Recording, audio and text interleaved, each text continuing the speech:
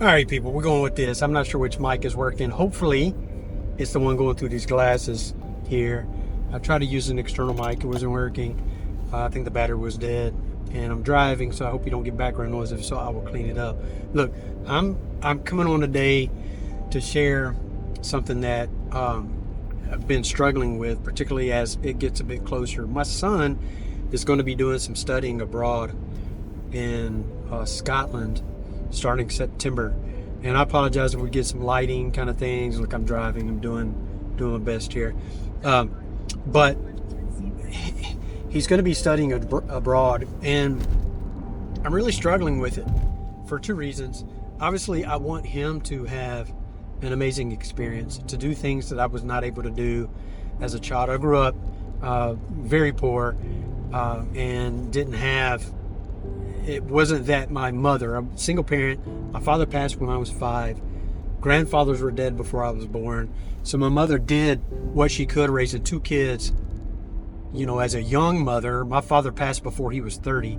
As a young mother, she did her best to raise us the best way she could with the monetary access that she had. She had some help from my grandmother and things like that. But it was tough for her. And so it's not that she would not have wanted us to have these great experiences, but she didn't have the access to the monetary means to be able to do those things. We took vacations when we could and things like that, but in any case, we're thankfully in a position to where we can give things to our kids and expose them to things that will enrich their lives and help them to grow into amazing human beings, or to appreciate other human beings as they show up. And so I'm appreciative for that opportunity for him. But the other side of me too is I'm not a traditional, you know how we are here in the United States, is once our kids get older, we're fine with them going off and being their own families. And of course I want both of my kids to have their own family and all those kind of things. But in so many other cultures around the world, families stay together. And I think that I was meant to be born in one of those other cultures, because the idea of my son being across an ocean that literally would really take a day to get to him. If you think about it, you know, you can't just typically you can't just run to the airport like you could back in the old days or whatever. I sound like an old man. I'm only 53. But like in the old days, you can run to the airport, get a ticket to wherever you wanted to go, and you're off. You got to plan it. So it's at least a day, right, to get we're on the East Coast, and we're in Tennessee, the East Coast of the United States. It'd take, a day to get to them if something popped up. Now, we have family there, but it's not the same. You know how it is, your kids and all that kind of stuff. So I'm struggling with it. So part of me, we have a daughter as well. So part of me is I move with him and I come back once a month. But just like my son said, and I mean, I'm aware of this, he goes, how unfair would that be to Lyric? And of course my wife, but to my daughter. My daughter will be 17 this month. This is March 2025. He said, we're going to be separated. And it's a struggle. Part of it is, it's like I want a parent. I mean, my son's an adult. He's 22. But he's still just 22. And so to be available, and, part of me too, I prior law enforcement and all those kind of things is a kind of protection kind of thing too. And then of course the experience with him there. But I'm really struggling with the idea of him being overseas and not having one of us with him. We have the means to make it happen.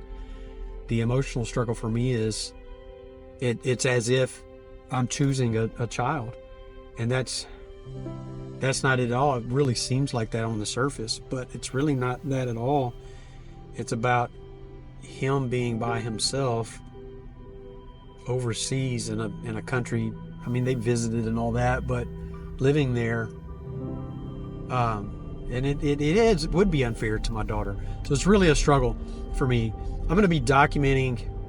I'm changing the whole idea of this particular channel. This was I don't really know what it was meant to be. I've had this channel for 16, 17 years, and it's really not been about anything, but I'm going to turn it into a vlogging channel, just my own personal kind of things. You see, I posted a vlog from our Christmas tree ventures, so that was kind of the start of the idea of what I'm going to do with this channel. But who knows, nobody will probably ever listen to this or see this. This is more therapeutic for me to get this out, so I have, it's kind of like a journal. That's really what I want to use this vlogging thing for, is just my daily journal. And if nobody listens, nobody listens, but it's for me to be able to document. Maybe my kids want to see it, maybe there's somebody out there that it will impact or whatever.